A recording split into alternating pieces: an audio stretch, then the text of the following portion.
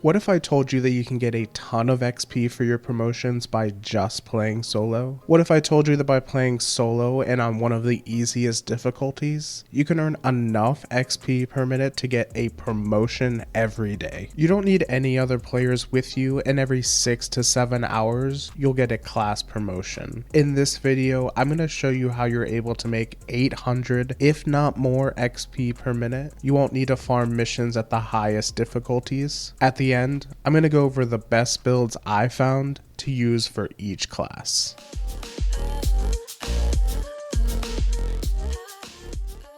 Hi guys, I'm Legionless, and this channel is about helping you enjoy your games more. If you want to enjoy your games more and get recommended more Deep Rock Galactic content on the channel, like the dozens of builds that have already been made here and the many more to come, then subscribe to the channel and like this video to help me out. A while back, I made a video on the secret to leveling quickly in Deep Rock Galactic. In that video, I went over everything that goes into calculating XP and what was the one thing that has the biggest impact on the amount of XP you get. If you want to understand why the hazard bonus is the most important thing for leveling, check that video out. The most commonly used mission everyone plays for farming XP has always been point extraction on the highest hazard level, hazard 5. The reason for this is because it's basically just a large open area where you just need to grab nearby items so it can be completed quickly. For a hazard level 5 point extraction mission with the max cave complexity and max cave length, you'll get about 7,200 XP for completing both primary and secondary objectives. Groups of 4 divide and conquer and easily complete this in 7 minutes or less, which nets a cool 1000 XP or more per minute. For those of you familiar with point extraction solo, you'll know that it's not very likely you'll get clears this fast. You'll likely be on the closer end to 10 minutes, which will put your XP rate at about 700. Especially if you go down, your timer will keep ticking while Bosco revives you, and your earn rate just gets worse. And this is only for those of you that are comfortable playing on the highest difficulty. You lose about 1000 XP lowering the difficulty to hazard 4 and another 650 XP if you drop it to hazard 3. So point extraction on the highest difficulty just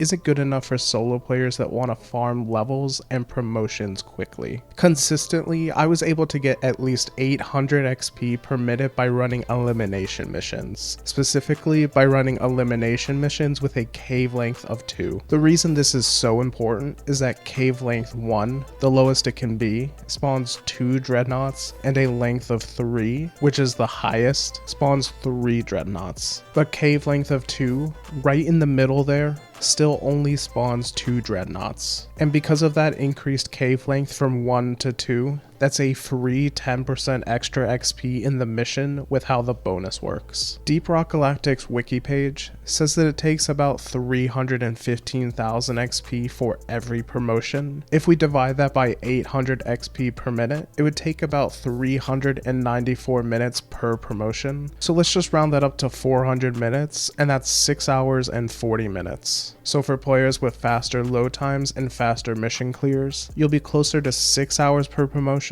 and for those with slower load times and longer mission clears, you'll be pushing 7 hours per promotion. If you're trying to get a particular border around your class, I think this is a better way of thinking about how long it'll take you to get there instead of the total number of levels you need. For those that don't know, every elimination mission gives a base of 2000 XP, no matter if that mission has 2 dreadnoughts or 3. In fact, no mission in the game scales up its XP when there's more for you to do except Morkite missions. Egg hunts spawn more eggs, salvage operations spawn another mule, and point extraction requires more quar. All of these missions give the same base XP. So if we game the system a little bit and take advantage of the fact that the same number of dreadnoughts spawn in cave length 1 and 2 missions, there's not really a noticeable difference in difficulty, you just get a little bit more XP. Another really big boost of XP will be completing the secondary objective. but there's only a couple of objectives worth completing. Holomite and Festerfleet are the best because they're extremely easy to do while speedrunning the mission. Apoco Bloom or Bulu Cap are worth trying to do, but they require quite a lot, and if you have the option to take the drop pod out and end the mission, or keep going to find the last couple items you're missing, take the pod. Alien fossils are worth trying if you're on Driller, Scout, and maybe Engineer if you're good at spotting them and quickly platforming or grappling to them, but Ebunuts and Gunk Seeds are complete wastes of time if you're trying to maximize XP per minute. They just take way too long. When you start the elimination mission, you'll quickly go locate where the tunnels leading out of it are. Then you'll check your map to see where the nearest Dreadnought cocoon is. Make sure to grab any secondary mission items in this room if there's any of the ones you should try completing. You're going to want to get to the nearest Dreadnought as quickly as possible and pop its cocoon so it'll spawn. Tell Bosco to start attacking it, but your job is to go to the next Dreadnought and spawn it. Once you get to the second Dreadnought, you'll fight this one and either kill it before the first one gets to you, or fight both of them and kill them at the same time. Make sure to call Molly over while you're fighting both Dreadnoughts, so you won't have to wait on her once you kill them. With the mission being such a low hazard level, you really won't have to worry about damage from enemies or from falling. The objective is completing the primary objective as quickly as possible, grabbing the secondary objective along the way, and using the walk back to the drop pod to get the last of the secondary mission items you need and anything else you can grab. Remember, gold and crafting materials don't need to be deposited to count, so the only item you'll need to deposit into the drop pod before leaving, if you want XP for it, is Nitra. Everything else will still count even if you still have it on you. If you picked up any secondary mission items and did not complete that objective yet, you'll need to turn those into the drop pod to get the XP from completing it. If you're farming on Gunner, you'll want to use either the minigun or autocannon. They both do similar DPS. For minigun fans, use improved motor, high velocity rounds, blow through rounds, variable chamber pressure, hot bullets, and the lead storm overclock. For autocannon users, go with increased caliber rounds, improved gas system, supercharged feed mechanism, shrapnel rounds, feedback loop, and the Big Bertha overclock for quickly killing the dreadnoughts. I really liked using the Bulldog for quickly killing dreadnoughts because of how quickly you can move around with it and get to the weak points. You should use quickfire ejector, increased caliber rounds, hollow point bullets, high velocity rounds, deadeye, and the 6-shooter overclock for high burst damage. For scout players, you'll use a combination of the M1000 Classic and jury rig shotgun. The M1K has high burst damage and the shotgun has a really good movement utility with the special powder overclock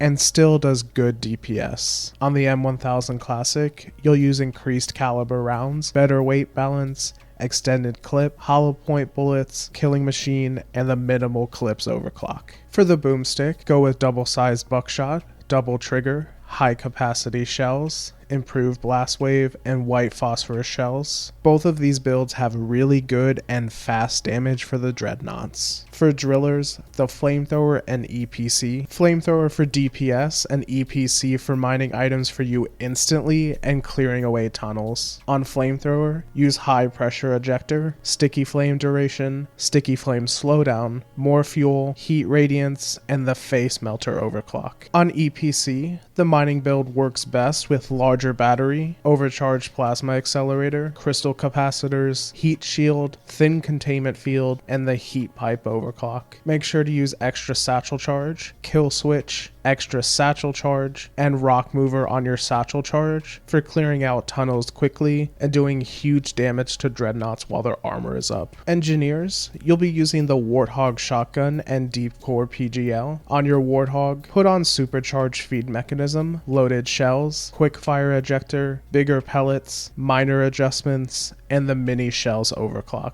On the PGL, HE compound, extra ammo, pressure wave, homebrew explosive, spiky grenade, and the hyper propellant overclock. Keep in mind that you don't need to use these overclocks or any at all, but they're just there to help get a smidge faster on your clears. I have links in the description below to all of the builds I mentioned here. Guys, for an elimination mission with a hazard level of 2 and cave length of 2, you'll be getting between 3200 and 3400 XP per run. If you add on the secondary objective, you're looking at about 4,500 to 4,700 XP per run. As long as your runs are about 4 minutes long, you'll be getting at least 800 XP per minute. If you complete the secondary objective in the same amount or less time, you'll be making nearly 1000 XP per minute. You can do this on any class using the best DPS build you have and taking advantage of some perks like dash to move you faster through the mission. Oh, and if you see a machine event, 100% start it. You get free XP from the machine event even if you fail. So just let the timer run out and you'll add around 1200 or so XP to your run. If you want to enjoy your games more, subscribe to the channel and check out my video on the one thing that affects leveling the most if you want to better understand how to optimize your XP. Follow me on Twitter and Instagram where infographics for all of the builds on the channel are posted to use, and like this video to help me out. Thanks for watching.